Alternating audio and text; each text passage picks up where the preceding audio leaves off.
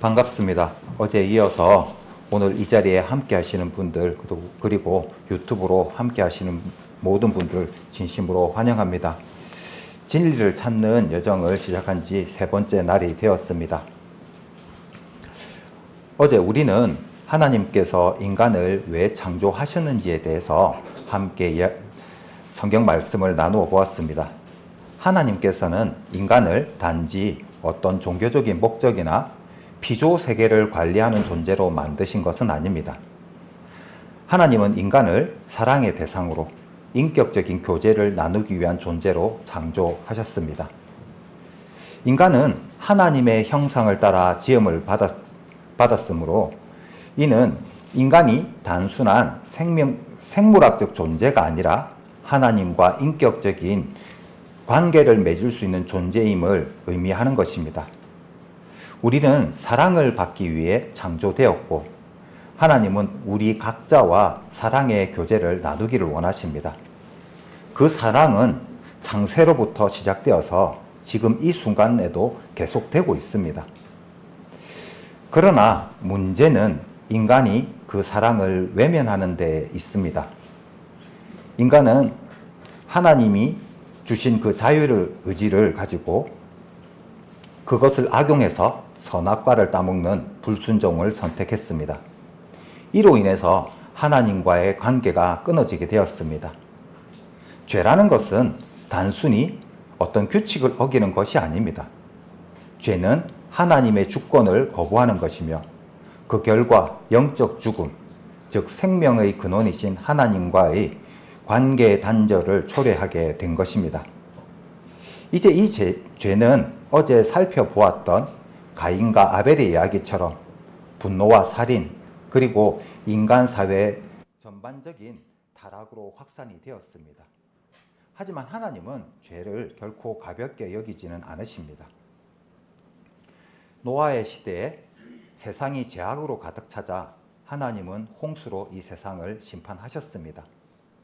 그러나 동시에 하나님은 노아에게 방주를 준비하게 하심으로써 은혜의 길도 함께 열어주셨습니다. 성경에 기록된 노아의 방주 크기와 구조는 오늘날 조선공학으로도 안정성이 입증된 비율로서 하나님의 계시가 실질적이고 합리적이라는 점을 우리는 어제 살펴보았습니다. 또한 그랜드 캐니언의 지층 구조, 전 지구적으로 분포되어 있는 화석들, 고산지대의 소금 퇴적층 등은 전 지구적 대홍수가 실제로 있었음을 뒷받침하는 정황 증거들로서 성경의 진리성과 하나님의 심판 그리고 구원의 메시지를 우리에게 확증해 주고 있습니다. 소돔과 고모라의 불심판도 마찬가지입니다. 하나님의 말씀을 농담으로 여겼던 롯의 사위들과 뒤를 돌아본 롯의 아내는 결국 멸망을 피하지 못했습니다. 그러나 하나님의 말씀에 순종한 롯은 구원을 받았습니다. 오늘날 우리 역시 죄가 만연한 현실 속에서 살아가고 있고 하나님의 심판과 구원의 문 앞에 서 있습니다. 하지만 많은 사람들이 이러한 사실을 전혀 인식하지 못한 채 살아가고 있습니다. 그렇다면 지금 이 시대는 어떤가요? 노아의 시대나 롯의 시대에 비해서 오늘날 세상이 덜 죄악된 것일까요? 그렇지는 않습니다. 우리는 매일 뉴스를 통해서 사건, 사고를 접하고 이 세상이 얼마나 죄악으로 가득 찬지를 체감하고 있습니다. 종종 사람들은 이 죄에 대해서 얘기를 하면 이렇게 묻습니다. 하나님이 정말 계시다면 왜 세상이 이렇게 혼란스럽고 악한 일들이 계속되는데도 하나님은 가만 계시는 건가요? 하나님이 사랑의 하나님이시라면 왜 이토록 많은 전쟁과 범죄, 재난과 고통이 있는 건가요? 이 질문에 대한 답은 그렇게 멀리 있지 않습니다. 그것은 하나님께서 침묵하시는 것이 아니라 우리가 하나님의 음성을 외면하고 있기 때문입니다. 하나님이 우리 곁에 계시지 않는 것이 아니라 우리가 하나님을 밀어내고 자기의 뜻대로 살아가기 때문입니다. 하나님은 역사 속에서 끊임없이 말씀해 오셨습니다. 그리고 그 역사 중심에는 한민족 이스라엘이 있습니다.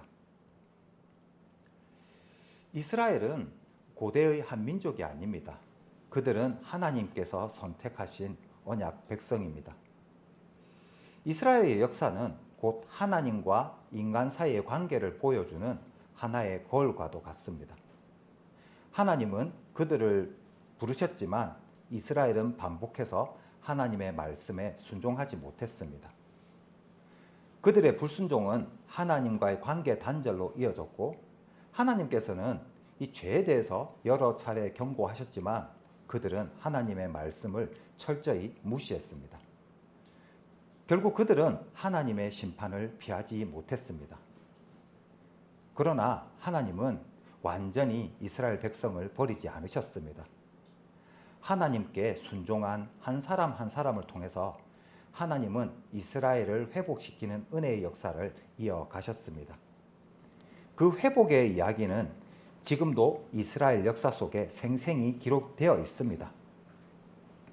이스라엘 역사에는 오늘을 사는 우리에게 주시는 하나님의 분명한 경고와 동시에 변함없는 은혜가 담겨져 있습니다.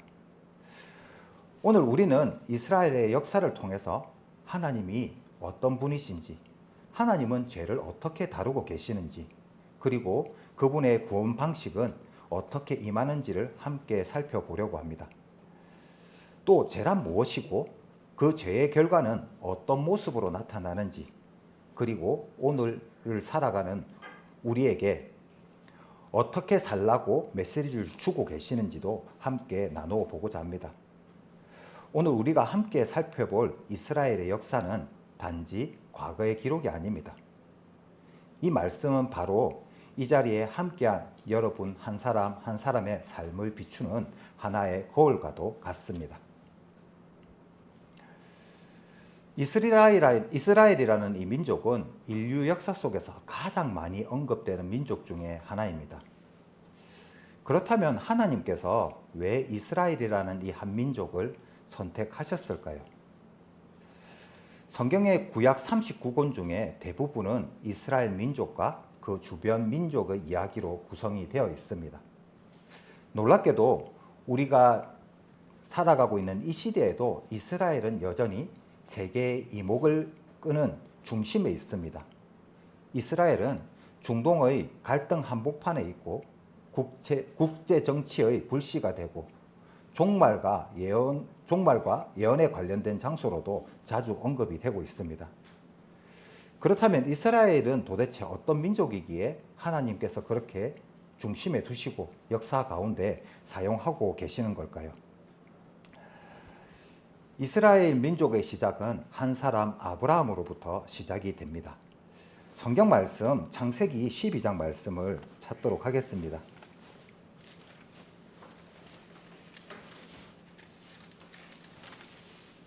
구약성경 창세기 12장 1절에서 2절 말씀을 찾도록 하겠습니다.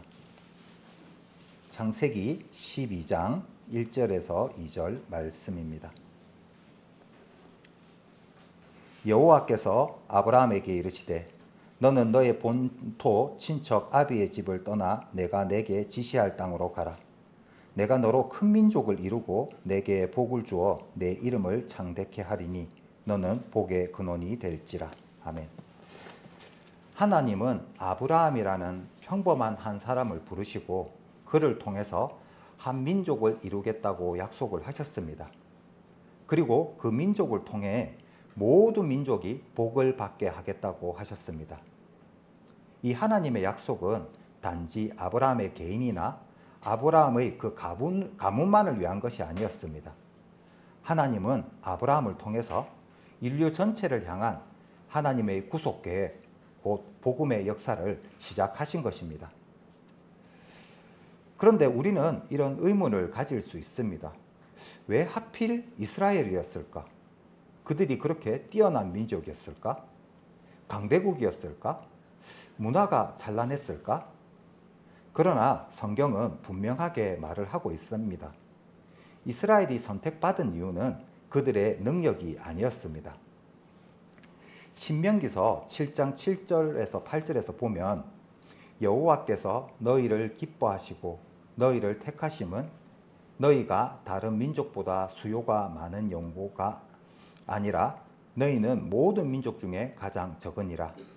여호와께서 다만 너희를 사랑하심으로 인하여 또는 너희 열조에게 하신 맹세를 지키려 하심을 인하여 자기의 권능의 손으로 너희를 인도하여 내시되 너희를 그 종되었던 집에서 애굽의 왕 바로의 손에서 속량하셨으니 이렇게 기록을 하고 있습니다. 이스라엘이 하나님의 택함을 받은 이유는 단 하나, 하나님의 사랑과 그분의 신실하심 때문입니다.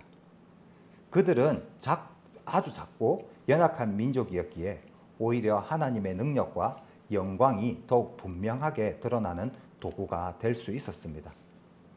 하나님은 강한 자를 통해서 역사하시는 것이 아니라 겸손하고 작은 자를 통해서 그 하나님의 크심을 드러내시는 분이십니다. 이것이 하나님의 방식이고 이스라엘을 통해 하나님의 구속사에서 우리가 발견할 수 있는 중요한 진리입니다. 하나님께서 이스라엘을 단지 복받는 민족으로 세우신 것은 아닙니다. 하나님이 이스라엘을 택하시고 부르신 진정한 목적은 그들이 복의 통로가 되어 온 세상을 향해서 복을 전하라는 그 사명을 감당하게 하기 위해서 이스라엘 민족을 택하고 부르셨습니다. 하나님께서 아브라함에게 하신 약속 속에는 그 사명의 본질이 고스란히 담겨져 있습니다. 너는 복이 될지라. 땅의 모든 족속이 너로 말미암아 복을 얻을 것이라. 이스라엘은 단지 복받는 자가 아니라 복을 흘려보내는 자여야 했습니다. 그들은 이 세상에서 하나님의 이름과 뜻을 전하는 하나님의 대사로 하나님이 어떤 분이신지를 보여주는 거울과 같은 존재가 되어야 했습니다. 하지만 그들은 하나님께서 맡기신 사명을 잊어버렸습니다. 하나님의 이름을 높이기보다는 자신들의 이름을 드러내기에 바빴고 하나님의 뜻을 이루기보다는 자신들의 욕심과 만족을 추구하는 삶을 선택했습니다. 그 결과 복의 통로가 되어야 할 민족이 오히려 하나님의 영광을 가리는 존재가 되어버린 것입니다. 오늘날 우리에게도 크게 다르지 않습니다. 우리는 하나님께서 주신 인생의 목적과 사명을 깊이 고민하기보다는 눈앞의 현실에만 몰두하고 살아가고 있지는 않습니까?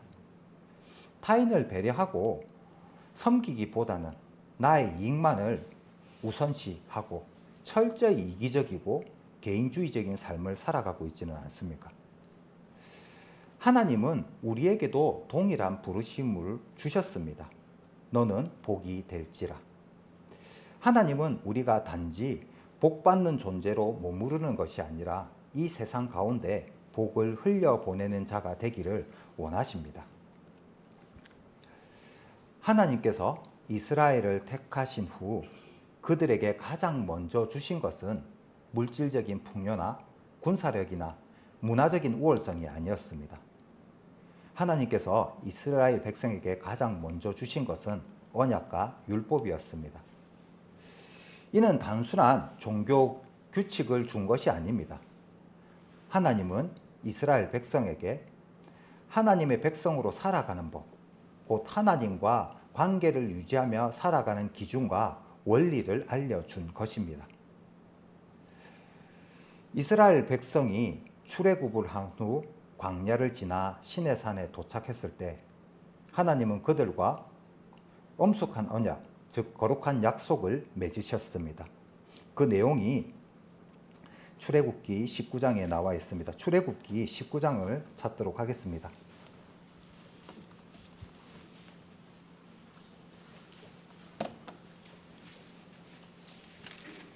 출애굽기 19장 5절, 6절 말씀입니다.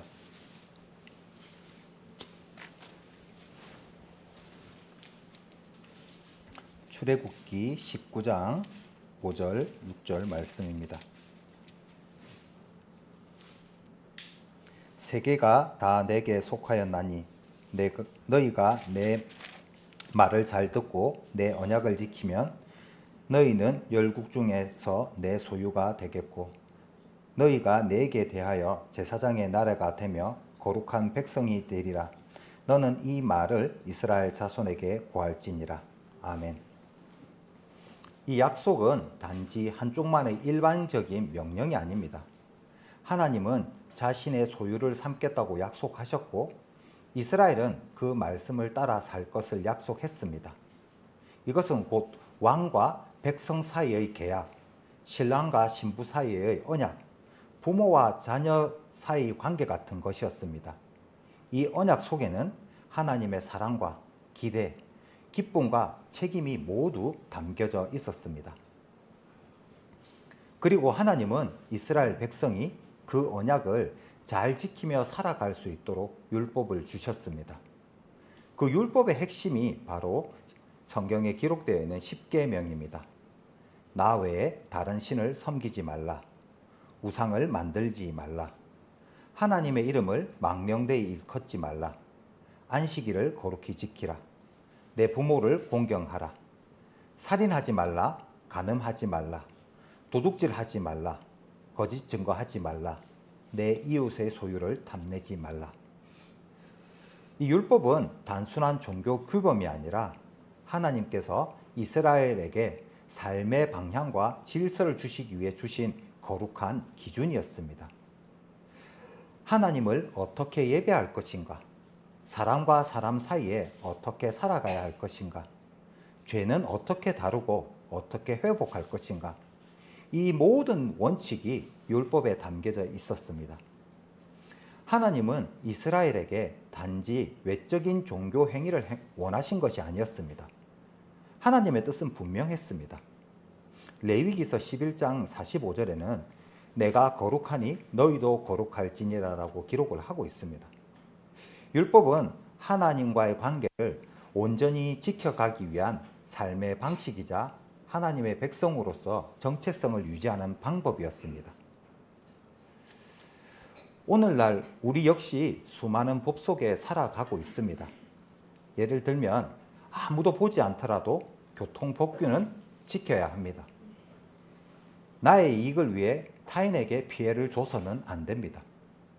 가정 안에서도 서로 간의 약속이 지킬 때 신뢰가 무너지지 않습니다. 이처럼 법은 관계를 지키기 위한 기준이며 그것이 깨질 때 관계 역시 흔들리게 됩니다.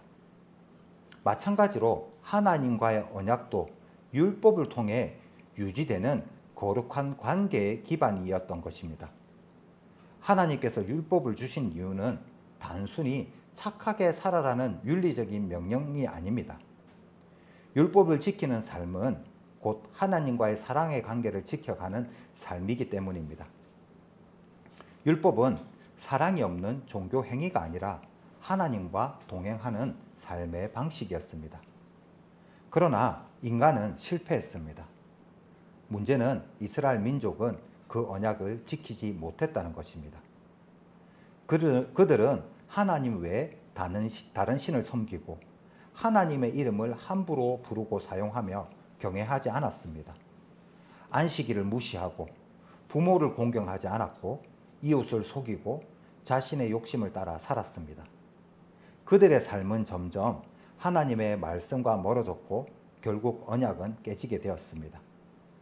하나님과 맺은 거룩한 관계는 그들의 불순종과 자기중심적인 삶으로 인하여 점점 무너져 갔던 것입니다.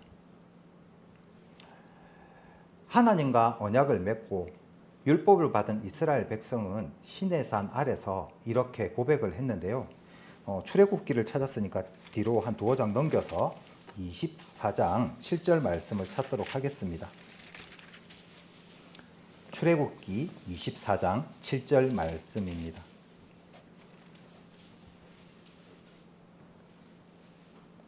찾으셨으면 다 함께 읽도록 하겠습니다.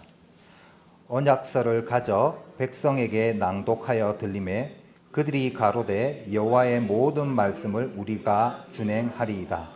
아멘. 그러나 그들의 이 약속은 오래 가지 못했습니다. 하나님께서 모세에게 율법을 주시기 위해 시내 산에 머무른 지 며칠이 지나지 않아 이스라엘은 그 언약을 스스로 깨뜨리는 끔찍한 죄를 저지르게 됩니다. 그들이 저지른 죄는 다름 아닌 우상 숭배였습니다. 우상 숭배라고 하는 것은 각종 자연물이나 신을 상징할 수 있는 물건을 만들어 그것을 섬기는 것을 말합니다. 뒤로 조금 더 넘겨서 출애굽기 32장 8절 말씀도 조금 찾아보도록 하겠습니다. 32장 8절 말씀입니다.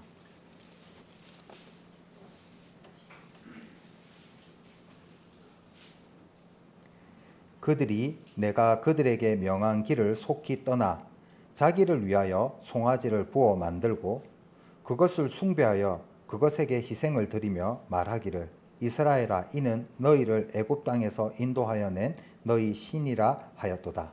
아멘. 이스라엘 백성들은 그들의 지도자인 모세가 보이지 않자 아론에게 말을 합니다. 우리를 인도할 신을 만들어 달라. 그 결과 그들은 금을 녹여 금송아지를 만들고 그것을 자신들을 구원한 신이라 부르며 경배했습니다. 출애굽의 기적을 직접 경험한 백성들이 하나님이 아닌 스스로 만든 우상 앞에 절을 하게 된 것입니다. 이 사건은 단순한 실수가 아니었습니다. 그들의 마음이 하나님을 떠났다는 명백한 증거가 되었습니다. 그들은 더 이상 보이지 않는 하나님을 신뢰하지 않았습니다. 대신에 눈에 보이고 만질 수 있고 자기의 욕망을 채워줄 수 있는 무언가를 찾기 시작했습니다. 하나님께서 이 사건을 어떻게 보셨을까요? 하나님께서 보시기에 이것은 단순한 신앙의 실수가 아니었습니다. 이것은 영적 간음, 즉 하나님과의 언약을 배신한 행위였습니다. 에스겔서 16장 17절에는 하나님께서 이렇게 말씀하고 계십니다. 그들이 내 언약을 깨뜨렸으며 내 앞에서 다른 신을 섬기고 우상을 섬겨 스스로 더럽혔다. 하나님은 이스라엘과 거룩한 언약 관계를 맺으셨습니다. 그 언약은 단순한 계약이 아니라 사랑의 약속이었습니다. 하나님은 왜 우상 숭배를 그렇게 무겁게 보실까요? 하나님은 사랑의 하나님이십니다. 하지만 그 사랑은 단지 복만 있는 사랑이 아니라 배타적이고 전적인 헌신을 요구하는 사랑입니다. 예를 들어서 서로 사랑하며 결혼한 부부가 있다고 생각을 해보십시오. 어느 날 배우자 중에 한 사람이 다른 사람을 향해서 마음을 뺏기고 배우자에게 나는 이제 당신을 더 이상 사랑하지 않아요 라고 말을 한다면 그것은 단순한 서운한 정도가 아니라 관계의 파괴이고 신뢰의 붕괴입니다. 하나님과 우리 관계도 마찬가지입니다.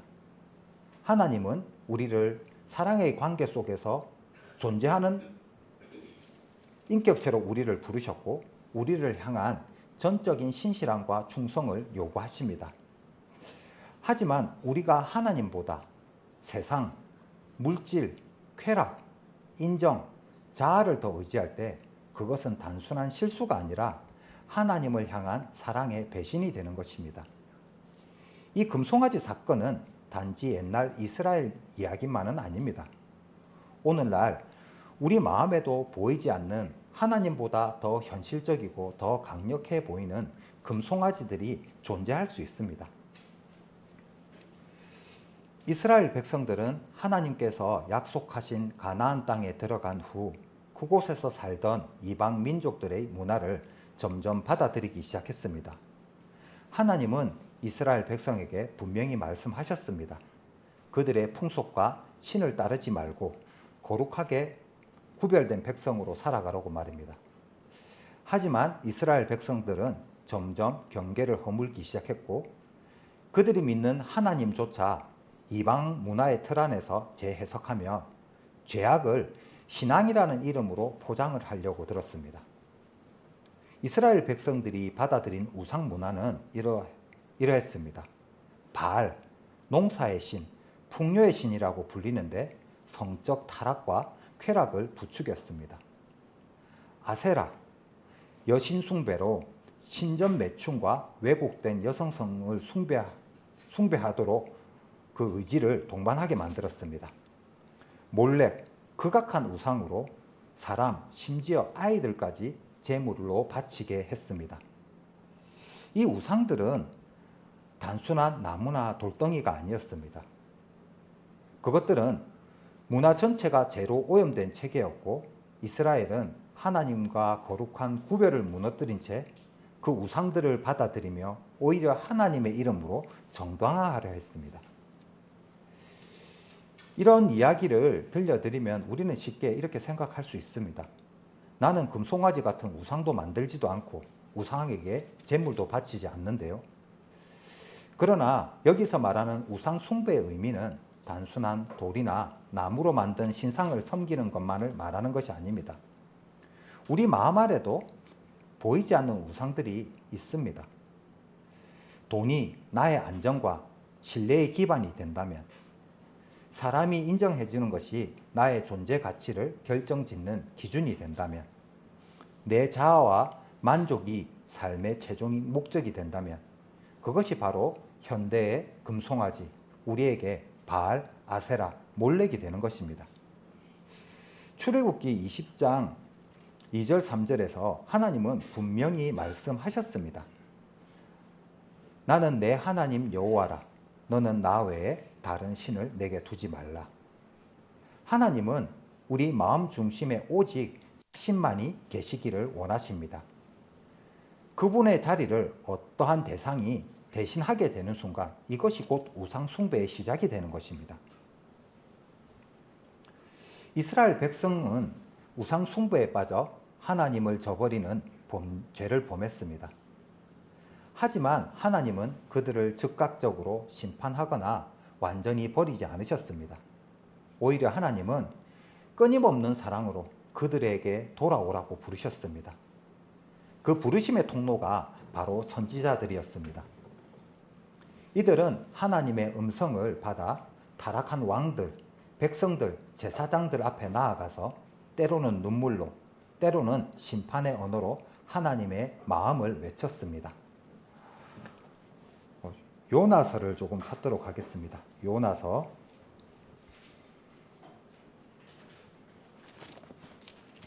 4장 2절 말씀입니다.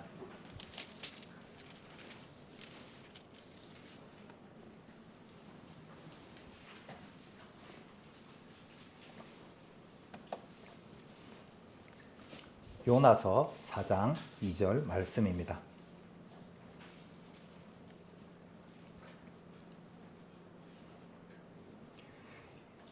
여호와께 기도하여 가로되, 여호와여, 내가 고국에 있을 때에 이러하겠다고 말씀하시지 아니하였나이까? 그러므로 내가 빨리 다시스로 도망하였사오니 주께서는 은혜로우시며 자비로우시며 노하기를 더디하시며 인애가 크시사 뜻을 돌이켜 재앙을 내리지 아니하시는 하나님인 줄을 내가 알았음이니이다. 아멘. 이 요나서 4장 2절에 기록된 것처럼 하나님은 성급하게 진노하시거나 급하게 심판을 내리시는 분이 아니십니다. 오히려 오랫동안 참고 기다리시는 분, 돌아오기만 한다면 언제든지 용서하시고 품어주시는 하나님이십니다. 하나님께서 선지자들을 보내신 이유도 단순히 정죄하고 책망하시기 위함이 아니었습니다. 그분의 목적은 언제나 회개였습니다. 돌아오라, 너는 내 백성이다. 이것이 하나님의 부르심입니다. 앞서 제가 서두에 하나님이 정말 계시다면 왜 세상이 이렇게 혼란스럽고 악한 일이 계속되는데도 하나님이 계시는 거죠라고 이렇게 질문한다고 하였습니다. 이 질문에 대한 답은 바로 하나님의 성품 안에 있습니다. 하나님은 지금도 참고 계십니다. 곧바로 심판하시지 않는 이유는 하나님은 노하기를 더디하셔서 모든 사람이 회개에 이르기를 바라고 계시는 그 하나님의 사랑 때문입니다. 하나님은 성경 말씀을 통해서 이 시대의 모든 사람들의 양심을 통해서 하나님의 곁으로 돌아오라고 부르고 계십니다. 하나님의 침묵은 무관심이 아니라 사랑의 인내이며 심판보다 회복을 원하시는 것이 하나님의 마음입니다. 이스라엘이 우상 숭배와 타락으로 하나님을 멀리했을 때 하나님은 그들을 외면하지 않으시고 선지자들을 통해서 계속해서 돌아오라고 부르셨습니다. 이 선지자들은 단순히 미래를 예측하는 사람들이 아니었습니다. 선지자는 히브리어로 나비라고 하는데 하나님의 말씀을 대신 말하는 자라는 뜻입니다. 이 선지자들은 하나님의 마음을 인간에게 전하는 대변자였습니다. 선지자들은 하나님의 메시지를 외쳤지만 이스라엘 백성들은 그들을 외면했습니다. 성경에는 선지자들의 메시지가 뚜렷하게 기록이 되어 있습니다. 엘리야 선지자, 바알 신앙이 나라 전체를 덮었을 때 엘리야는 갈멜산에서 850명의 거짓 선지자들을 소집하여서 맞서서 하나님의 살아계심을 증명했습니다. 열왕기상 18장 21절에 보면 너희가 어느 때까지 두 사이에서 머뭇머뭇하려느냐. 여호와가 하나님이면 그를 따르고 바알이 하나님이면 그를 따르라. 그는 영적 혼합주의에 빠진 백성 앞에서 결단을 촉구하는 선지자였습니다. 이사야, 종교는 있지만 정의가 사라진 나라. 겉으로는 제사를 드리지만 삶에는 거룩함이 없는 백성들을 향해서 이사야는 하나님의 진노와 회개의 메시지를 전했습니다. 이사야서 1장 18절에 너희 죄가 주홍 같을지라도 눈같이 희게 하실 것이요 진홍같이 붉을지라도 양털같이 희게 되리라. 그는 형식적인 신앙을 찢고 진정한 회복으로 나아가야 함을 외친 회개의 선지자였습니다. 예레미야, 바벨론에 의해 멸망 직전의 남유다 모든 것이 무너져가는 시대에 예레미야는 백성들이 듣지 않을 것을 알면서도 끝까지 외쳤던 눈물의 선지자였습니다. 예레미야서 7장 3절에 보면 너희 길과 행위를 바르게 하라. 그리하면 이곳에서 너희가 살리라. 하나님의 눈물로 외친 그 외침은 포기하지 않는 하나님의 사랑의 메시지였습니다. 호세아는 타락한 이스라엘을 음녀 고멜에 비유하면서 끝없이 배신당하면서도 그 사랑을 거두지 않는 하나님의 아픈 사랑을 보여주었습니다. 호세아서 2장 14절에 내가 그를 타일러 광야로 데리고 가서 그 마음을 말로 위로하리라. 그는 심판을 향해 달려가는 백성들을 붙잡고 다시 품으려는 하나님의 애끓는 마음을 대변했습니다. 여기서 우리가 주목할 점은 하나님은 심판보다 회복을 원하신다는 점입니다. 하나님은 죄를 지적하실 때 단순히 책망하고 떠나시는 분이 아닙니다. 반드시 다시 돌아오라고 손짓을 함께 보내십니다. 성경에 기록된 선지자들의 메시지는 오늘날 우리에게 이렇게 말을 하고 있습니다. 하나님은 아직도 기다리고 계신다. 지금이 마지막 기회일 수 있다. 돌아오라. 그리하면 살리라. 하나님은 오늘도 누군가를 통해서, 말씀을 통해서, 양심의 소리를 통해서 우리에게 돌아오라고 말씀하고 계십니다. 그리고 이 부르심은 심판의 시작이 아니라 회복의 문이 열리는 시작입니다. 하나님께서 수백 년에 걸쳐서 선지자들을 끊임없이 보내시고 외치게 하셨습니다. 마음을 돌이켜라. 하나님 곁으로 돌아오라. 더 이상 하나님께서 참지 않으신다.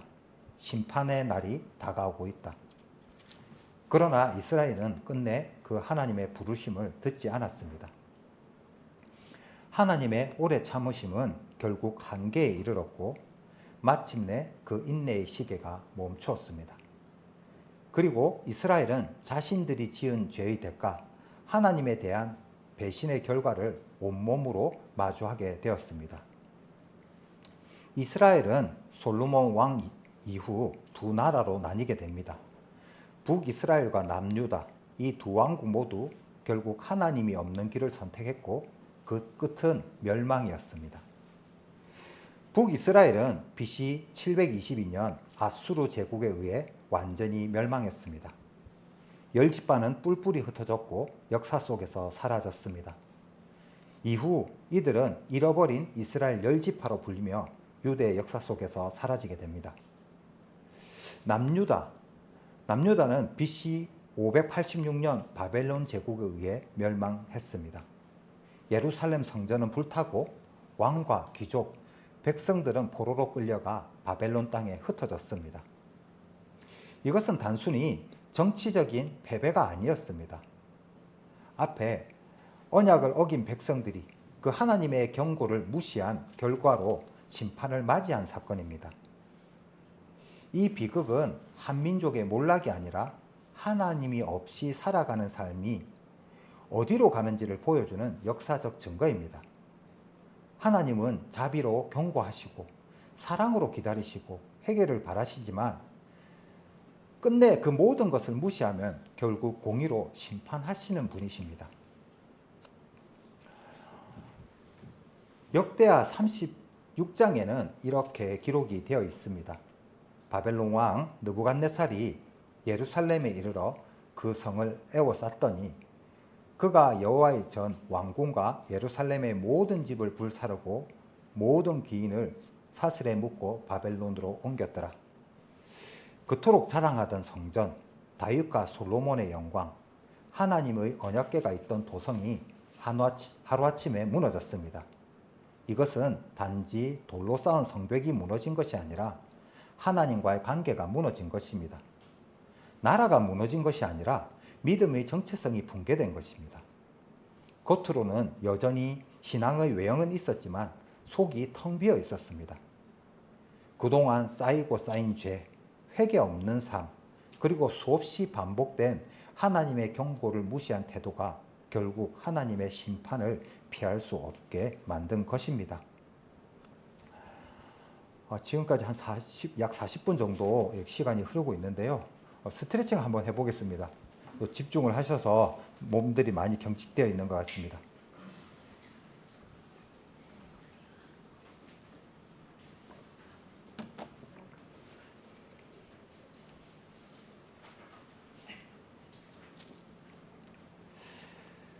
고고학자들이 발견한 바벨론 연대기에는 BC 586년 바벨론 왕 느부갓네살이 예루살렘을 공격하고 왕과 백성을 포로로 끌고 간 사건이 정확히 기록이 되어 있습니다. 이것은 단지 성경 속 이야기나 상징이 아닙니다. 역사적으로 확인된 사건이고 하나님의 그 예언의 말씀이 성취된 것입니다. 하나님의 인내는 영원하지는 않습니다. 하나님은 오래 참고 기다리십니다. 하지만 그분의 인내는 죄를 방치함으로 나타나지는 않습니다. 우리가 흔히 이렇게 말을 할 수 있습니다. 하나님은 사랑이시니까 이 정도는 다 괜찮을 거야. 그러나 이것은 하나님의 거룩하심과 공의를 무시하는 위험한 착각입니다. 신약의 사도 바울은 이렇게 경고를 하고 있습니다. 로마서 11장 21절에 하나님이 본토 가지들도 아끼지 아니하였은즉 너희도 아끼지 아니하시리라. 회개 없는 예배는 심판을 불러오게 됩니다. 예레미야 당시 백성들은 이렇게 외쳤습니다. 여호와의 전이 여기 있다. 여호와의 전이 여기 있다. 하지만 이런 외침은 진실한 회개가 빠진 종교의 껍데기였습니다. 하나님은 이런 껍데기 신앙을 불로 태우셨습니다. 진짜 예배는 형식이 아니라 회개와 진실함 그리고 전심의 순종 위에 세워져야 하는 것입니다. 이스라엘 백성은 하나님을 거부하고 하나님의 경고를 무시했지만 하나님은 끝까지 버리지 않으셨습니다. 이스라엘은 포로로 끌려갔지만 하나님은 그들을 잊지 않으셨습니다. 눈물로 무너진 백성들에게 하나님은 다시 소망의 말씀을 주셨습니다. 하나님의 심판은 끝이 아니었습니다. 그것은 회복을 위한 낮아짐의 과정이었습니다. 낮아졌기에 비로소 다시 일어설 수도 있습니다. 무너졌기에 다시 세울 수 있는 것이 은혜의 길인 것입니다. 예루살렘은 무너졌고 성전은 불에 탔고 이스라엘 백성은 이방 땅 바벨론으로 끌려가 포로가 되었습니다. 그들에게 남은 것은 폐허와 절망뿐이었습니다. 그러나 그 절망 가운데서도 하나님께서는 예레미야 선지자를 통해 놀라운 말씀을 전하고 있습니다. 다시 예레미야서를 조금 찾도록 하겠습니다. 예레미야서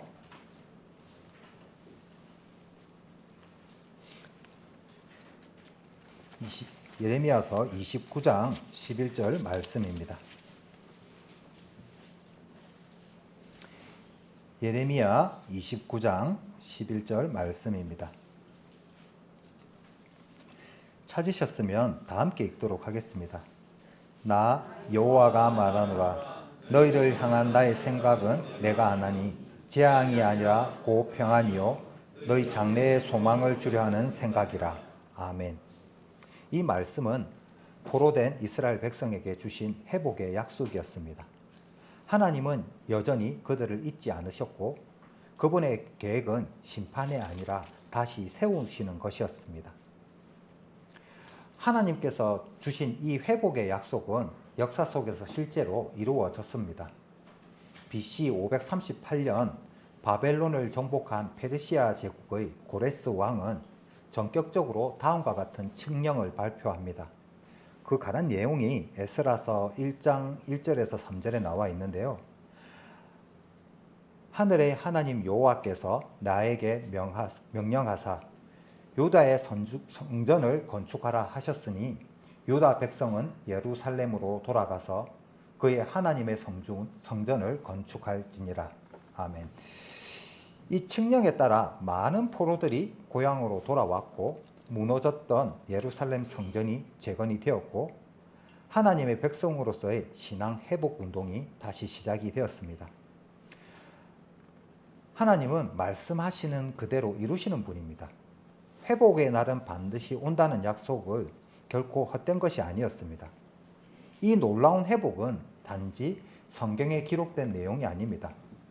고고학자들이 발견한 이 고레스 원통이라는 고대 문서에는 고레스 왕이 바벨론 포로 정책을 전환하고 모든 민족의 귀환을 허용한 사실이 정확하게 기록이 되어 있습니다. 이 문서는 성경의 고레스 칙령과 완전히 일치하고 있고 하나님의 말씀이 역사 속에서 실제로 성취되었음을 보여주는 결정적인 증거입니다. 이스라엘은 죄로 인해 무너졌지만 하나님은 그들을 버리지 않으셨습니다.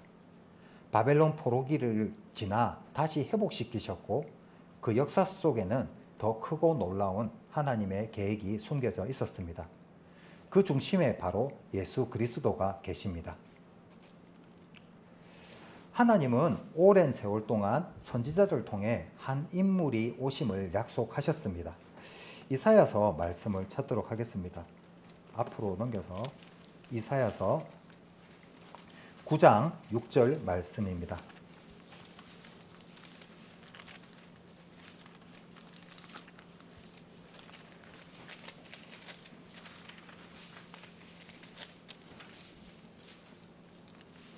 이사야서 9장 6절 말씀입니다.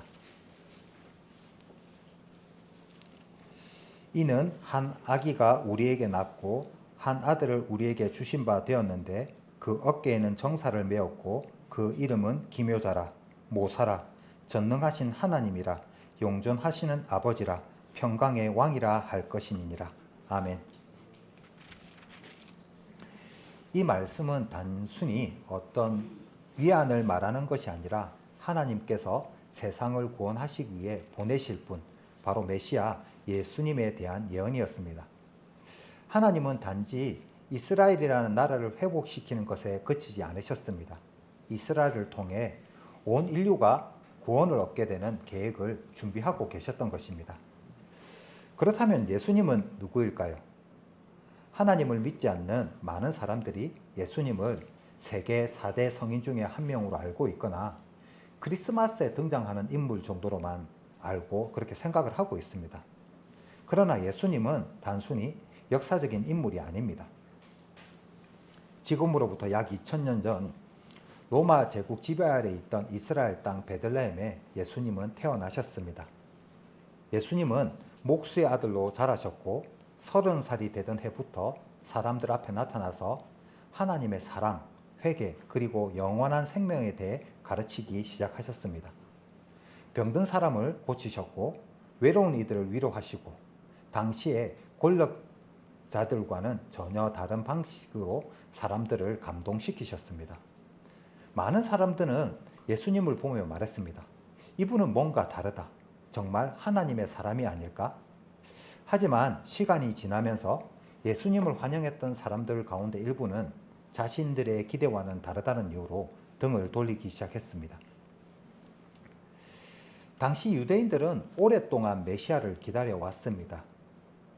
그들은 이 메시아가 이스라엘을 정치적으로 해방시키고 로마 제국으로부터 자유롭게 만들어줄 영웅이라 믿었기 때문입니다. 하지만 예수님은 전혀 다른 방식으로 오셨습니다. 가르침도 달랐습니다. 원수를 사랑하라, 칼을 칼집에 꽂으라고 말씀하셨고 세상의 방식과는 다른 길을 걸으셨습니다. 사람들은 매우 혼란스러웠습니다. 이분이 정말 메시아일 수 있을까? 자신이 하느님의 아들이라니 그건 신성모독이 아닌가 하는 오해를 하기에 이르렀습니다. 결국 많은 사람들은 예수님을 받아들이지 못하고 거절했습니다. 하지만 예수님의 존재가 점점 커지자 당시의 유대 종교 지도자들은 위기의식을 느끼게 됩니다. 그들은 율법과 전통을 앞세워서 백성을 다스리던 사람들이었는데 예수님은 그들을 향해서 외식하는 자라고 비판했고 백성들은 점점 예수님께 마음을 기울이기 시작했습니다. 결국 지도자들은 예수님을 제거하기로 결정을 합니다. 하지만 이스라엘은 로마 지배하에 있었기 때문에 유대 종교 지도자들에게는 사람을 죽일 권한이 없었습니다. 그래서 그들은 로마 제국의 총독인 빌라도에게 예수님을 넘겨 로마의 반역자라고 고발을 하게 됩니다. 이것은 곧 로마에 반역하는 정치범이라는 의미인데 로마법에 따라 곧바로 처형을 할 수 있었습니다. 로마 제국의 총독인 빌라도는 처음에 예수님에게 죄를 찾지 못했습니다. 그는 3번이나 나는 이 사람에게서 죄를 찾지 못하였나라고 말을 했습니다. 하지만 백성들의 거센 요구와 지도자들의 압박에 결국 그는 손을 씻으며 이렇게 말을 합니다. 신약성경 마태복음 27장 말씀을 찾도록 하겠습니다.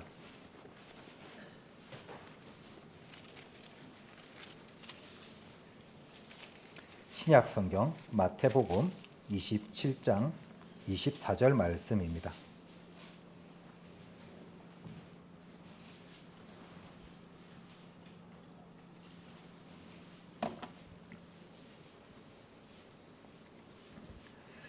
빌라도가 아무 허염도 없이 도리어 밀란이 나르는 것을 보고 물을 가져다가 무리 앞에서 손을 씻으며 가로되 이 사람의 피에 대하여 나는 무죄하니 너희가 당하라. 이스라엘 백성들은 메시아를 거절함으로 자신들의 발언이 먼 훗날 어떠한 파장을 가져올지 알지 못한 채 선언을 하였습니다. 그 밑에 25절, 26절 말씀을 다 함께 읽도록 하겠습니다. 백성이 다 대답하여 가로되 그 피를 우리와 우리 자손에게 돌릴지어다 하거늘 이에 바라바는 저희에게 놓아주고 예수는 채찍질하고 십자가에 못 박히게 넘겨주니라. 그렇게 예수님은 십자가형에 처해졌습니다. 누가복음 21장 23절 23절에 그날에는 아이 벤 자들과 젖먹이는 자들에게 화가 있으리니 이 땅에는 큰 환난과 이 백성에게 진노가 있겠음이로다. 저희가 칼에 죽임을 당하며 모든 이방에 사로잡혀 가겠고 예루살렘은 이방인의 때가 차기까지 이방인들에게 밟히리라. 이 예수님의 예언이 있은 후 40년 뒤에 이스라엘은 로마에 완전히 멸망당하고 이스라엘 땅은 1900년 동안 이방 민족에게 짓밟히고 백성들은 전 세계에 뿔뿔이 흩어지게 되었습니다. 이스라엘 백성들이 예수님의 피를 우리와 우리 자손에게 돌리라고 했던 그들의 말처럼 예수님의 예언이 그대로 성취되었습니다. 조금 잔인할 수도 있지만 이 영상을 조금 보도록 하겠습니다. 빌라도는 예수님에게 아무 죄를 짓지 못했지만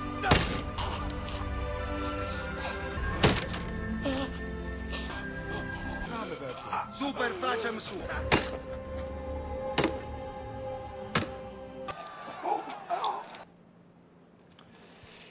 십자가형은 로마 시대의 가장 잔혹하고 수치스러운 형벌입니다.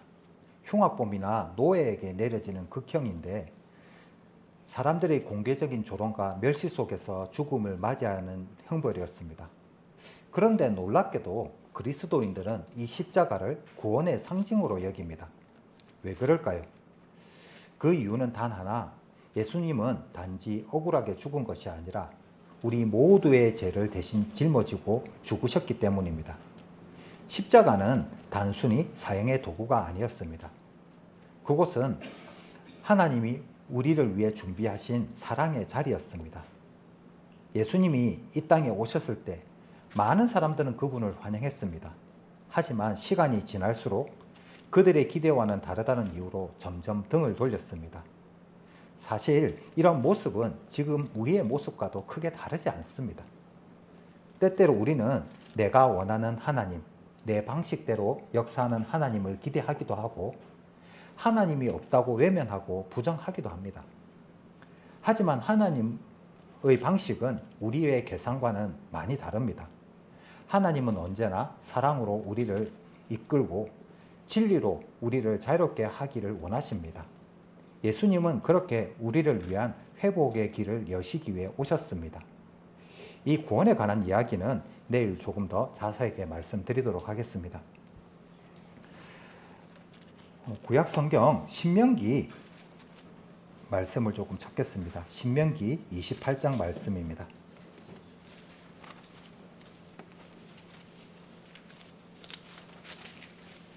신명기 28장 48절에서 53절까지 말씀입니다.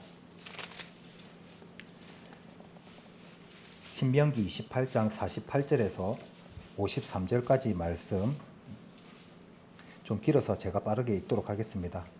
내가 줄이고 목마르고 헐벗고 모든 것이 핍절한 중에 여호와께서 보내사 너를 치게 하실 대적을 섬기게 될 것이니 그가 철멍에를 내 목에 메워서 필경 너를 멸할 것이라. 곧 여호와께서 원방에서 땅끝에서 한 민족을 독수리의 나름같이 너를 치러 오게 하시리니 이는 내가 그 언어를 알지 못하는 민족이요 그 용모가 흉악한 민족이라. 노인을 돌보지 아니하며 유치를 긍휼히 여기지 아니하며 내 육축의 새끼와 내 토지의 소산을 먹어서 필경은 너를 멸망시키며 또 곡식이나 포도주나 기름이나 소의 새끼나 양의 새끼를 너를 위하여 남기지 아니하고 필경은 너를 멸절시키리라. 그들이 전국에서 내 모든 성읍을 에워싸고 내가 의뢰하는 바 높고 견고한 성을 다 헐며 내 하나님 여호와께서 내게 주시는 땅의 모든 성읍에서 너를 에워싸리니 내가 대적에게 에워싸이고 맹렬히 쳐서 곤란케 함을 당함으로 내 하나님 여호와께서 내게 주신 자녀 곧 내 몸의 소생의 고기를 먹을 것이라. 아멘.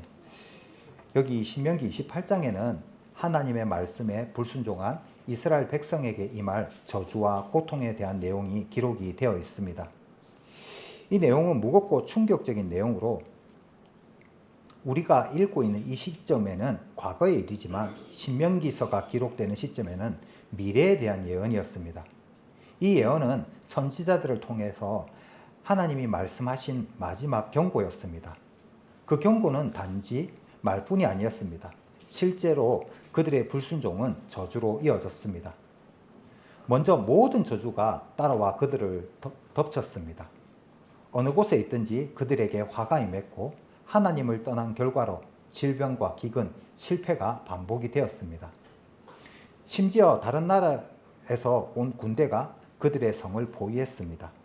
49절에 곧 여호와께서 원방에서 땅끝에서 한 민족을 독수리의 나름같이 너를 치러 오게 하시리니.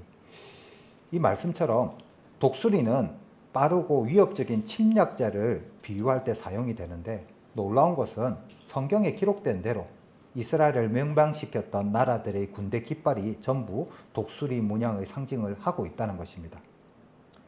이스라엘 백성들은 자신들이 만든 성벽 안에 갇혔습니다. 바깥에서 군대가 식량과 물이 들어오는 길을 모두 막아버렸고 안에서 굶주림이 시작되었습니다. 처음엔 곡식이 떨어졌고 그 다음엔 동물의 고기도 사라졌습니다. 아이의 울음소리는 배고픔을 시달리는 절규로 바뀌었고 부모들의 눈빛은 점점 바래졌습니다. 절망의 시간들이 계속되자 사람들은 차마 상상할 수 없는 일을 하게 되었습니다. 살아남기 위해서 자기 자식의 살을 먹는 지경에 이르게 된 것입니다. 성경의 예언대로 이스라엘 역사는 그대로 성취가 되었습니다. 관련된 영상을 하나 보도록 하겠습니다. 예수님의 예언이 있은 지 40년 후 무화과 나무가 말라 죽었듯 이스라엘은 로마에 의해 멸망당했다.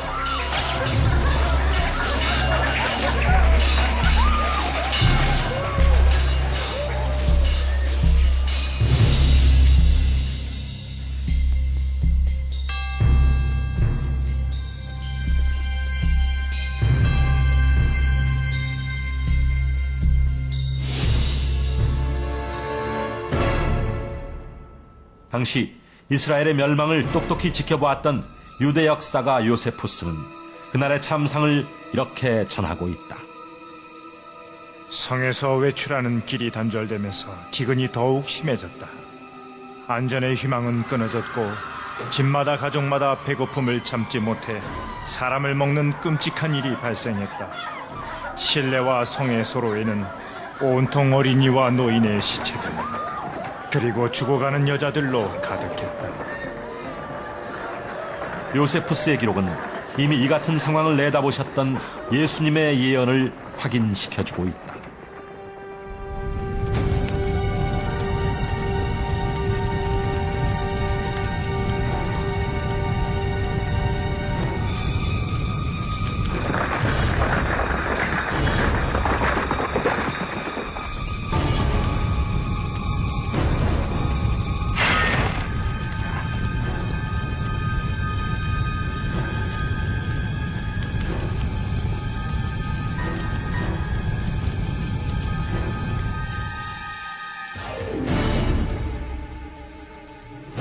예수님의 예언에 따라 멸망된 이스라엘. 그 후 1900년 동안 이스라엘 땅은 이방인들에게 짓밟혔고 유대민족은 세계 도처로 뿔뿔이 흩어지게 됐다. 그러나 20세기 인류 역사 속에서 가장 끔찍한 비극 중에 하나는 단연코 나치 독일에 의한 유대인 대학살, 즉 홀로코스트입니다. 그 중심에는 폴란드 남부에 위치한 아우슈비츠라는 이름의 강제 수용소가 있습니다. 아우슈비츠는 단순한 수용소가 아닌 유럽 전역에 있는 유대인들을 조직적으로 학살하게 된 죽음의 공장이었습니다. 이 끔찍한 사건은 성경에 기록된 예언의 성취가 되는 증거이자 단지 역사적 사실을 넘어서 인간이 얼마나 악해질 수 있는지를 보여주는 거울이고, 우리가 다시는 같은 비극을 반복하지 않기 위한 교훈이 되기도 합니다. 유대인에 대한 차별과 혐오는 20세기 나치 이전에도 유럽 사회 전반에 널리 퍼져 있었습니다. 종교적인 이유, 경제적인 시기, 민족적 배타성 등이 결합해서 유대인들은 중세로부터 다양한 박해를 받아왔습니다. 1918년 세계 1차 대전이 끝나고 독일은 막대한 전쟁 배상금을 요구받으며 경제적으로 무너졌습니다. 독일 국민들은 좌절과 분노에 휩싸이게 되었습니다. 이때 유대인에 대한 증오가 정치적으로 이용되기 시작했습니다. 일부 극우 세력은 독일이 전쟁에서 진 것은 유대인의 탓이라면서 배신자 신화를 퍼뜨렸고 그 혐오의 감정은 점점 증폭되었습니다. 1933년 아돌프 히틀러가 독일의 총리가 되면서 나치당은 독일의 정권을 잡았습니다. 히틀러는 나의 투쟁이라는 책에서 유대인을 게르만 민족의 적으로 묘사를 했고 그들의 존재 자체를 독일의 민족 숭수성에 대한 위협으로 규정을 했습니다. 관련된 영상을 하나 더 보도록 하겠습니다. 1939년 1월 히틀러는 체코슬로바키아에서 독일어를 쓰는 지역을 합방하고 전쟁을 계획했다. 그러면서도 공식적으로는 모든 전쟁을 유대인 탓으로 돌렸다. Wir werden in kurzer Zeit erkennen. Dann wird das Ergebnis nicht die Bolschewisierung der Erde und damit der Sieg des Judentums sein, sondern die Vernichtung der jüdischen Rasse in Europa.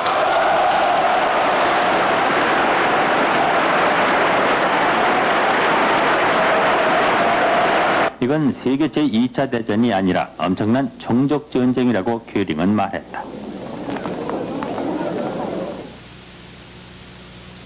독일 병사들을 전선으로 싣고 가는 기차는 우린 유대인들을 몰아내기 위해 폴란드로 간다는 낙서로 뒤범벅돼 있었다. 독일 영화는 그런 얘기를 선전 영화로 만들었다. 우리 독일인들에게 가장 힘든 일은 유대인 처리 문제입니다. 인간 같지도 않은 비천한 유대인들은 유럽 전체를 온갖 범죄로 가득 채우고 있습니다. 소매치기, 매춘, 마약 거래, 인신매매, 국제적인 몰입애들과 중상모략이나 일삼는 언론인, 그게 바로 유대인들입니다. 모든 사악한 범죄치고 유대인들이 직접 저지르거나 혹은 관련돼 있지 않은 범죄는 이 세상에 단 하나도 없습니다. 전쟁이 계속되면서 나치는 여러 나라에서 유대인들을 탄압했다. 유대인들은 다윗의 별을 달고 다녀야 했고 폴란드에서는 빈민굴에서만 살아야 했다. 그곳에서부터 인간 도살 작업은 시작됐다.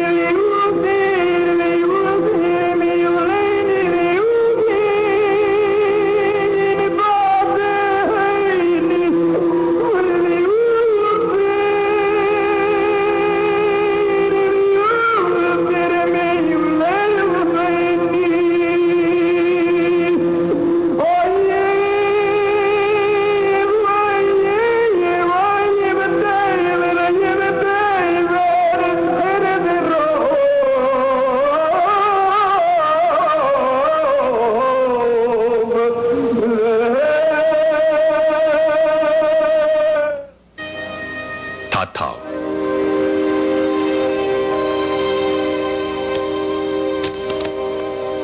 작센하우젠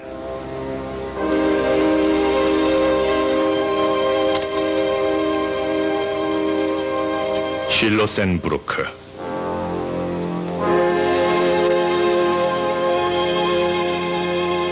베르겐벨젠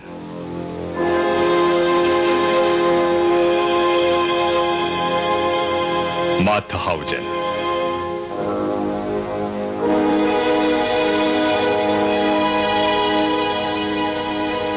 라벤스부리크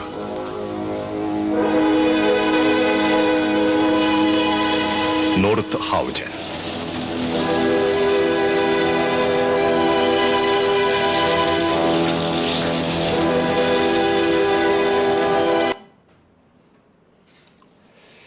(1953년) 니른베르크 법이 법령으로 제정이 되었습니다. 유대인과 비유대인의 결혼 금지, 시민권 박탈, 공직자 진출 금지 등 유대인을 체계적으로 고립을 시켰습니다. 유대인 가계의 불매운동, 재산 몰수, 강제 이전 등도 병행이 되었고 유대인들은 점점 독일 사회에서 배제되었습니다. 아우슈비츠는 학살의 현장이었습니다. 본래는 정치범 수용소였는데 유대인을 대상으로 한 학살의 시험과 고문이 자행되었습니다. 대규모 학살이 이루어진 장소로 가스실과 화장로도 설치가 되었습니다. 유럽 전역의 유대인들이 기차로 아우슈비츠로 이동이 되었고 일부는 수송 과정에서 수일간 무리 없이 열차 속에서 갇혀서 이동을 해야 했습니다. 도착 즉시 노동이 가능한 자와 즉시 가스실로 보낼 자로 분류를 했습니다. 대부분 사이클론이라는 독가스로 살해가 되었고 시신은 화장터에서 소각이 되었습니다. 아우슈비츠에서만 약 110만 명이 사망을 했고 그 중에 90%가 유대인이었습니다. 전체 홀로코스트 피해자는 약 600만 명에 달한다고 추정을 하고 있습니다. 구약 성경 아모스 성경을 조금 찾도록 하겠습니다. 아모스 성경 아모스 5장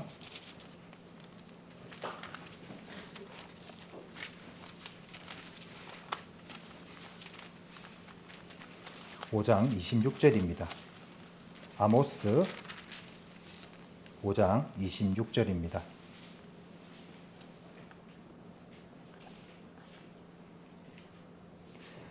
찾으셨으면 다 함께 읽도록 하겠습니다. 너희가 너희 왕 식국과 너희 우상 기욤 곧 너희가 너희를 위하여 만들어서 신으로 삼은 별 지고 가리라. 아멘. 유대인의 상징인 다윗의 별은 반유대주의자들에 의해서 박해와 차별의 표식으로 악용이 되었습니다. 나치 시대에는 유대인들에게 노란 별을 달도록 강제하고 그들을 식별하고 분리했습니다. 이것은 단순히 유대인들의 구별함이 아니라 성경에 기록된 예언의 성취를 의미합니다. 성경에 기록된 대로 그들은 가슴에 별을 달아야 했습니다. 다윗의 별이 그때 당시 유대인들에게는 죄에 대한 죽음의 별이었습니다. 이렇게 가슴에 별을 유대인들은 달아야 했습니다. 에스겔서 말씀도 조금 찾겠습니다. 앞으로 가서 에스겔서 23장 말씀입니다.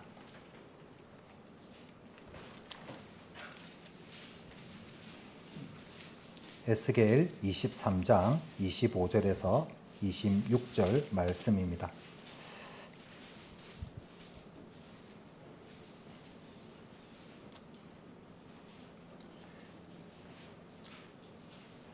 내가 너를 향하여 투기를 발하리니 그들이 분노로 내게 향하며 내 코와 귀를 깎아 버리고 남은 자들을 칼로 엎드러뜨리며 내 자녀를 빼앗고 그 남은 자를 불사르며 또 내 옷을 벗기며 내 장식품을 빼앗을지니라.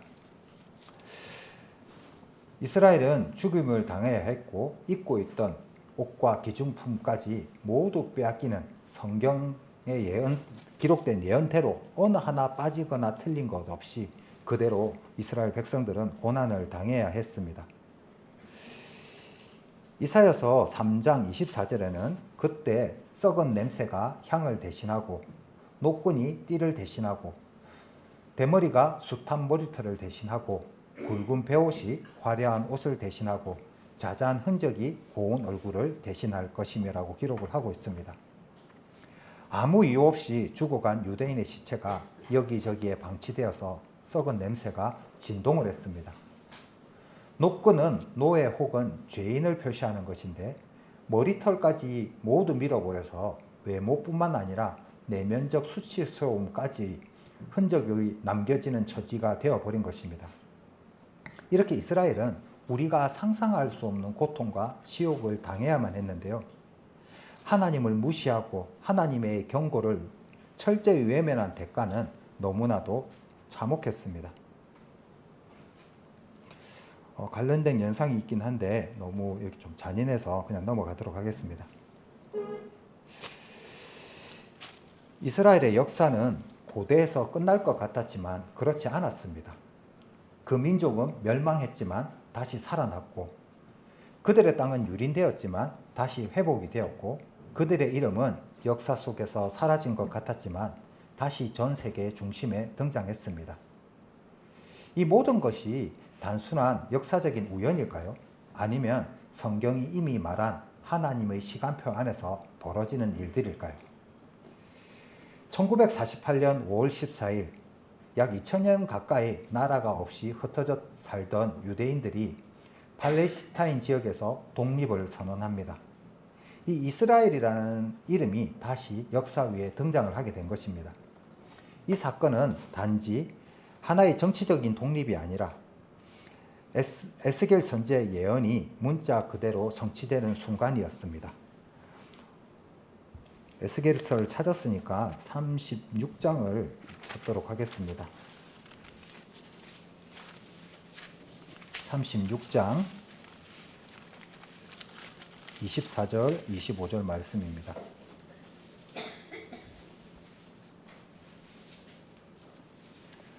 에스겔서 36장 24절, 25절 말씀입니다. 내가 너희를 열국 중에서 취하여 내고 열국 중에서 모아 데리고 고토에 들어가서 맑은 물로 너희에게 뿌려서 너희로 정결케 하되 곧 너희 모든 더러운 것에서와 모든 우상을 섬김에서 너희를 정결케 할 것이며. 아멘. 에스겔서 37장에는 이 뼈들이 능히 살 수 있겠느냐, 내가 생기를 너희 속에 두어 너희가 살아나게 하고 너희를 너희 땅에 두리니 나 여호와가 이 일을 행한 줄을 너희가 알리라라고 기록을 하고 있습니다. 여기서 말하는 이 뼈들은 바로 이스라엘 백성을 의미하는 것입니다. 그들은 죽은 자 같았지만 다시 살아났습니다. 말씀이 살렸고 하나님이 회복시키셨습니다. 1963년 3차 중동 전쟁에서 이스라엘은 동예루살렘을 포함한 전체 예루살렘을 되찾습니다. 이로써 예루살렘은 유대인의 수도로 실질적으로 회복이 되었고 성경이 말한 말세의 무대로 다시 재조명을 받기 시작했습니다. 예수님은 말씀하셨습니다. 누가복음 21장 24절에 예루살렘은 이방인의 때가 차기까지 이방인들에게 밟히리라. 예루살렘이 이방인의 발에서 벗어나는 그날이 종말의 시계가 움직이기 시작한 순간이라고 많은 신학자들이 해석을 하고 있습니다. 지금 그 시계는 분명히 움직이고 있습니다. 예수님은 말세, 이 세상 마지막 때의 징조를 이렇게 말씀하고 계시는데요. 다시 마태복음 말씀을 좀 찾도록 하겠습니다. 마태복음 24장 말씀입니다. 마태복음 24장 7절에서 12절까지 말씀입니다.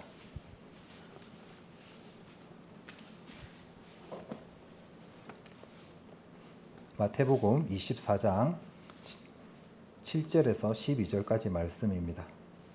민족이 민족을, 나라가 나라를 대적하여 일어나겠고 처처의 기근과 지진이 있으리니 이 모든 것이 재난의 시작이니라.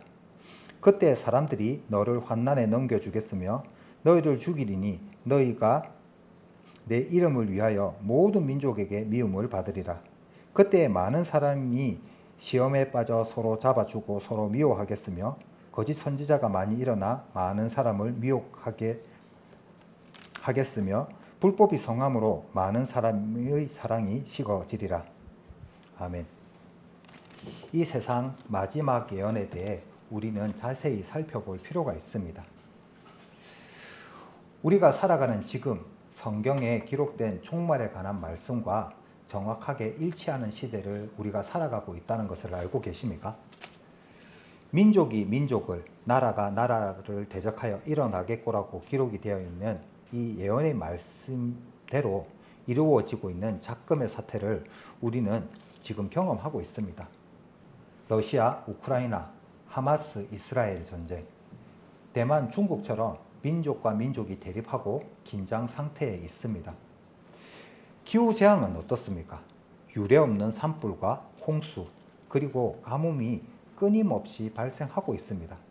뿐만 아니라 지진도 전 세계적으로 계속 발생하고 있는, 전 세계가 그냥 재난 상태입니다. 모든 사람들이 풍요롭게 살아가는 것 같지만 아직도 세계 곳곳에는 기근으로 죽어가는 사람들이 넘쳐납니다. 우리의 기억 속에서 서서히 잊혀져 가고 있지만 코로나19처럼 원인 모를 질병으로 인해 사람들이 죽어가고 고통을 당하고 있습니다. 이 모든 것이 성경에 기록된 예언 그대로 이 시대에 이루어져 가고 있는 것입니다. 성소수자를 인정해달라는 사회적 움직임은 성적 타락의 화법화가 된 것입니다. 묻지마 범죄 같은 생명 경시 풍조가 만연하고 성과 악이 구별이 없어짐으로 인해서 거짓과 폭력의 일상화가 되어버린 지 이미 오래입니다. 전 세계적으로 교회는 줄었고 믿음은 비웃음의 대상이 되고 사람들의 하나님에 대한 사랑도 식어져 버렸습니다.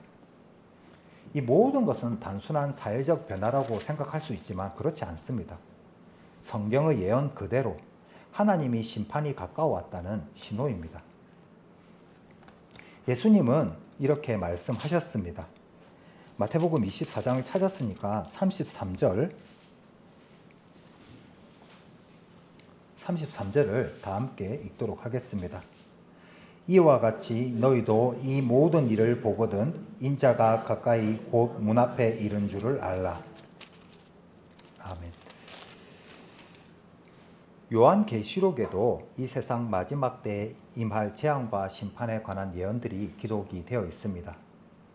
요한계시록 6장에서 8장은 7인에 대해 기록을 하고 있는데 전쟁, 기근, 죽음, 순교에 관한 예언의 내용들이 담겨져 있습니다.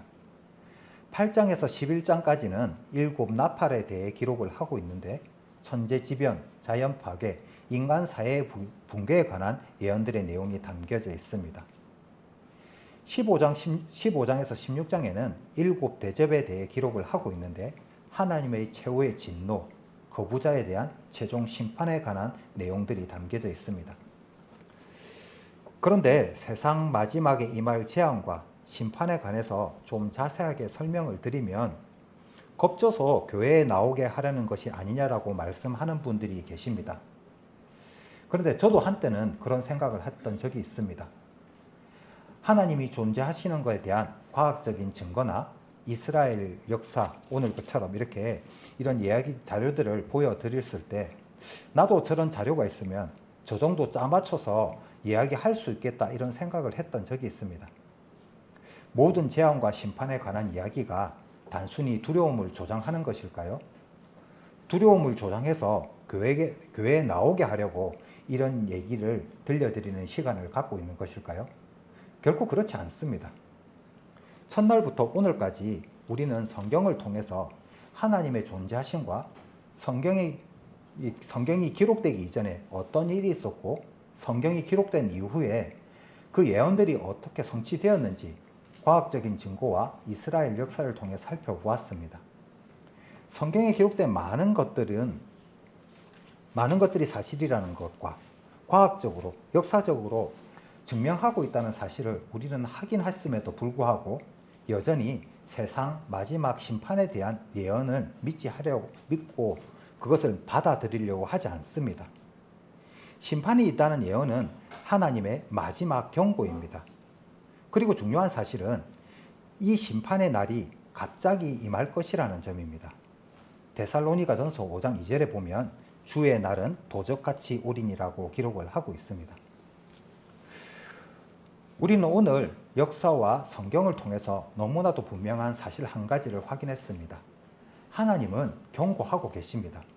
하나님은 오래 참고 기다리십니다. 하지만 결국 심판은 반드시 임하게 되어 있습니다. 이스라엘의 역사를 통해서 살펴본 바벨론 포로기, 아우슈비츠 학살, 그리고 지금 이 시대에 이르기까지 하나님께서 경고하신 모든 말씀은 한치의 오차도 없이 이루어졌습니다. 우리는 그 사실을 과학적으로도 역사적으로도 그리고 성경으로도 확인을 해왔습니다. 히브리서 말씀을 찾도록 하겠습니다. 신약성경 히브리서 9장 27절 말씀입니다.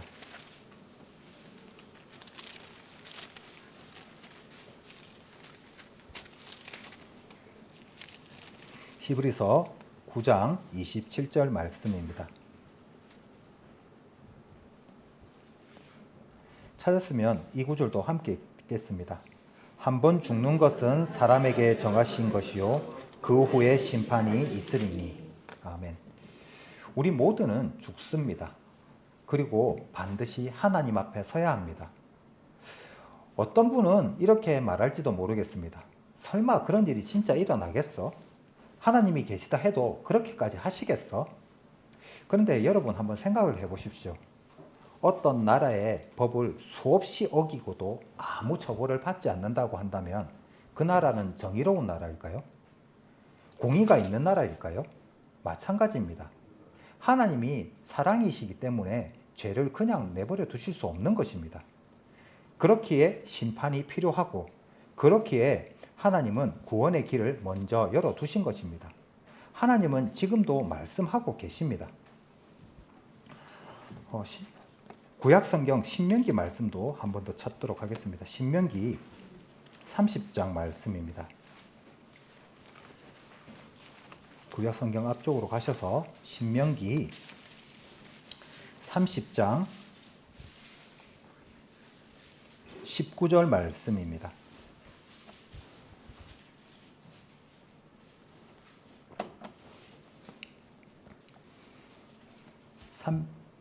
신명기 30장 19절 말씀 찾으셨으면 이 구절도 다 함께 읽도록 하겠습니다. 내가 오늘날 천지를 불러서 너희에게 증거를 삼노라. 내가 생명과 사망과 복과 저주를 내 앞에 두었은즉 너와 내 자손이 살기 위하여 생명을 택하고. 아멘. 하나님은 우리 앞에 생명과 사망, 복과 저주를 두었으니 생명을, 복을 선택하라고 하십니다. 이 말씀은 단순히 과거 이스라엘 백성에게 주신 말씀이 아닙니다. 지금 이 순간 이 말씀을 듣고 있는 바로 여러분에게 주신 하나님의 음성입니다. 제가 만약 내일 어떤 친구가 낯선 길을 가는 것을 알게 되었다고 가정을 하나 해보겠습니다. 그 길 중간에 커다란 돌이 튀어나와서 누군가 쉽게 걸려서 넘어질 수 있다는 것을 제가 경험했다면 저는 그 친구에게 이렇게 말할 것입니다. 조심해, 거기 가다 보면 돌이 있어 넘어질 수 있어. 이 말을 듣고 그 친구가 이렇게 반응한다면 어떨까요? 왜 겁죠? 가만히 있지. 제가 그 친구에게 겁을 주려고 이런 말을 했던 것일까요? 그렇지 않습니다. 넘어져 봤기 때문에 사랑하는 마음으로 알려주는 것입니다. 하나님의 경고도 마찬가지입니다. 여러분을 겁주려고 하는 것이 아닙니다. 사랑이 담긴 경고입니다. 넘어지기 전에, 멸망에 빠지기 전에 구원의 길로 돌아오라는 부르심입니다. 우리는 지금 심판 직전의 시대, 마지막 시간을 살아가고 있습니다. 예수님은 이렇게 말씀하셨습니다. 모든 일이 일어나는 것을 보거든 인자가 가까이 문 앞에 이른 줄을 알라. 예수님은 우리에게 문 앞에 이르렀다고 하셨습니다. 그 문은 곧 닫힐 수 있습니다. 하지만 지금 그 문은 아직 열려 있습니다. 그러나 그날이 임하면, 그 문이 닫히면 그 문은 더 이상 열리지 않는 것입니다. 여러분, 우리는 누구나 다 죽습니다. 죽는다는 사실을 부정할 수 있는 사람은 없습니다.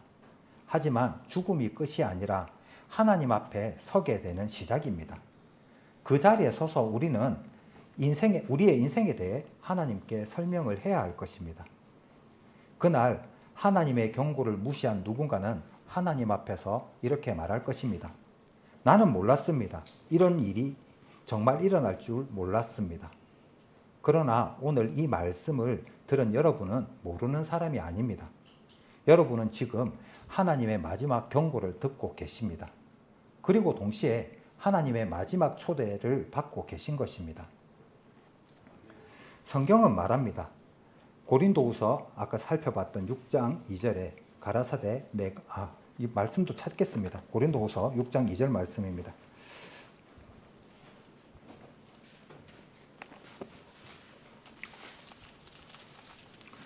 고린도후서 6장 2절 말씀입니다.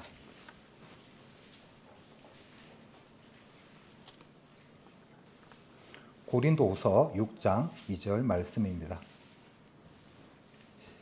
이 구절도 다 함께 읽도록 하겠습니다. 가라사대 내가 은혜 베풀 때에 너를 듣고 구원의 날에 너를 도왔도다 하셨으니 보라 지금은 은혜를 받을 만한 때요 보라 지금은 구원의 날이로다. 아멘. 내일이라는 시간은 우리에게 주어질지 아무도 장담을 할 수 없습니다. 그래서 내일은 우리의 것이 아닙니다.